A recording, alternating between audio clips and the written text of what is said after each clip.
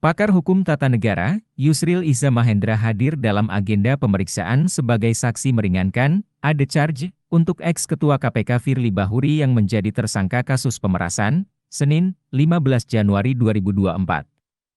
Yusril menyarankan penyidik Polda Metro Jaya untuk menghentikan kasus dugaan pemerasan Firly terhadap mantan Menteri Pertanian, Syahrul Yassin Limpo, S.Y. ini.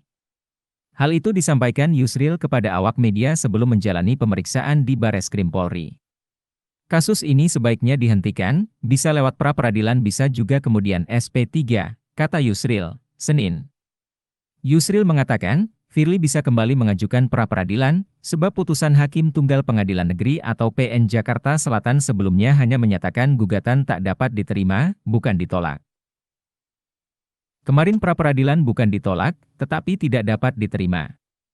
Artinya bukan ditolak, hakim hanya tidak masuk dalam perkara karena eksepsi dari termohon, Polda Metro Jaya diterima, yaitu permohonan pra-peradilan mencampur adukan antara yang formil dan material, padahal pra-per hanya formil saja. Karena itu dianggap bahwa permohonan itu obscure libel atau tidak jelas, papar Yusril. Yusril meyakini bahwa dugaan pemerasan Firly terhadap S.Y. sejauh ini tak bisa dibuktikan. Termasuk dengan bukti foto pertemuan Firly dan S.Y. di lapangan badminton yang sempat beredar beberapa waktu lalu.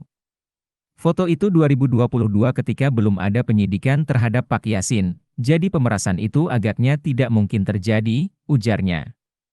Pemerasan kapan, di mana dan dalam bentuk apa pemerasannya, lanjutnya. Lebih lanjut, Yusril juga mengaku menemui sejumlah kejanggalan dalam pengusutan kasus ini. Yusril mengatakan, Polda Metro Jaya cenderung tergesa-gesa karena ada tenggang waktu yang tidak wajar dari penyelidikan hingga penetapan Firly sebagai tersangka lewat penyidikan.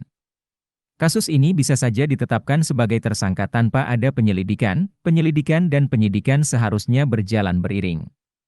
Saat itu dikeluarkan penyelidikan dan di hari itu juga ditetapkan sebagai tersangka, loh jadi kapan penyelidikannya, ujarnya.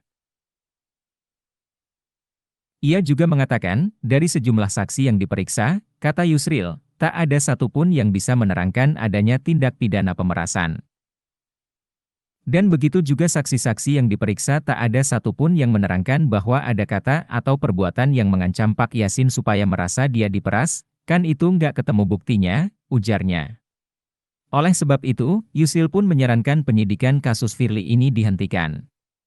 Sebagai informasi, Yusril tiba di Bareskrim Polri sekitar pukul 10.37 waktu Indonesia Barat. Yusril tampak mengenakan setelan jas hitam dan kemeja putih. Ia mengaku datang terlambat 30 menit dari jadwal yang ditetapkan oleh penyidik Bareskrim Polri, yaitu pukul 10 waktu Indonesia Barat. Ini saya datang terlambat 30 menit karena datang ke Polda Metro Jaya, rupanya pemeriksaannya di Mabes Polri, jelasnya. Selain Yusril, Direktur Reserse Kriminal Khusus Polda Metro Jaya Kombes Ade Safri Simanjuntak mengatakan pihaknya juga memeriksa sejumlah saksi lain dalam kasus tersebut. Namun, ia tidak menyebutkan berapa orang hingga siapa saja sosok saksi lain yang juga dimintai keterangannya. Selain Yusril sebagai saksi ada charge, juga ada saksi lain yang juga diperiksa, ucap Ade. Sejatinya, Yusril akan diperiksa dengan saksi meringankan lainnya yang diajukan Firly yakni pakar hukum pidana, Romli Atmasasmita. Namun, Romli diketahui menolak jika dirinya dijadikan saksi meringankan dalam kasus tersebut seperti Wakil Ketua KPK Alexander Marwata yang sudah terlebih dahulu menolak. Selain itu, ada 2 orang lagi yang dijadikan saksi meringankan dalam kasus tersebut. Mereka adalah eks-komisioner Komnas HAM, Natalius Pigai dan pakar hukum pidana Universitas Al-Azhar, Suparji Ahmad. Natalius Pigai dan Suparji Ahmad sudah diperiksa oleh penyidik pada 12 Desember 2023 lalu. Download Tribun X sekarang, menghadirkan lokal menjadi Indonesia.